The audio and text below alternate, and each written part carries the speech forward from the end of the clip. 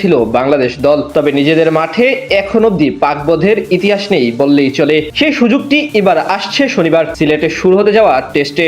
ইতিহাসে প্রথমবারের মতো ঘরের মাঠে পাকিস্তানকে টেস্ট সিরিজ হারানোর ম্যাচে মাঠে নামছে লাল সবুজ প্রতিনিধিরা। এদিকে পাকিস্তানের বিপক্ষে প্রথম ম্যাচে দাপুটে পারফরমেন্স করেছিল সবাই। বোলিং ব্যাটিং দুই বিভাগে অসাধারণ করলেও দ্বিতীয় ম্যাচের একাদশে আসতে পারে একাধিক পরিবর্তন। ব্যাটিং ইউনিট ও পেস বোলিং ডিপার্টমেন্ট দুদিক থেকেই পরিবর্তন আসতে পারে এই টেস্টে। মিরপুরে সিরিজের প্রথম ম্যাচে তেমনভাবে নিজেদের প্রমাণ করতে পারেননি ওপেনাররা। তার উপর ইনজুরি নিয়ে ছিটকে গেছেন বামহাতি ব্যাটসম্যান সাদমান ইসলাম। তার জায়গায় জাকির হাসান অন্তর্ভুক্ত হলেও এই ম্যাচে অভিষেক হতে পারে তানজিদ হাসান তামিমের। সাদা বলের ক্রিকেটে জাতীয় দলের নিয়মিত সদস্য অপেক্ষায় আছেন নিজের অভিষেকের। প্রথম শ্রেণীর ক্রিকেটে এখন পর্যন্ত প্রায় 40 গড়ে 1800 রান করেছেন, 5টি সেঞ্চুরি এবং 6টি হাফ সেঞ্চুরির সাহায্যে। তার সঙ্গী হিসেবে আরও একবার টিকে যেতে পারেন মাহমুদুল হাসান জয়। তবে ঘরোয়া লিগের পরীক্ষিত ব্যাটার অমিত হাসানের অভিষেক হলেও তেমন ভাবে অবাক হবেন না কেউ, কারণ প্রথম টেস্টের জয়ের পারফরমেন্স ছিল একেবারে খোলসবন্দি। দুই ইনিংসেই ছিলেন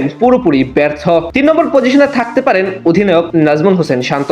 মিরপুরে ক্যারিয়ারের 9ম সেঞ্চুরি পাওয়া এই ব্যাটার আছেন দারুণ ছন্দে। দলের অধিনায়কত্ব সামলানোর পাশাপাশি ব্যাট হাতে দিচ্ছেন আস্থার প্রতিদান। তাই সিরিজ জিততে হলে তা রাখতে হবে অগ্রণী ভূমিকা। মিডল অর্ডার শুরু হতে পারে অভিজ্ঞ দুই ক্রিকেটার মমিনুল হক এবং মুশফিকুর রহিমকে দিয়ে। দুজনেই আছেন ফর্মের তুঙ্গে। প্রথম ম্যাচে মমিনুল হক সৌরভ খেলেছিলেন 91 রানের এক নান্দনিক ইনিংস, আর মুশফিকও পেয়েছেন হাফ সেঞ্চুরির দেখা। তাদের সাথে উইকেট কিপার ব্যাটসম্যান হিসেবে লিটন দাসের থাকা বাড়তি স্বস্তির কারণ। পরিসংখ্যান বলছে পাকিস্তানের বিপক্ষে বরাবরই ব্যাট হাতে উজ্জ্বল মিস্টার এলকেডি।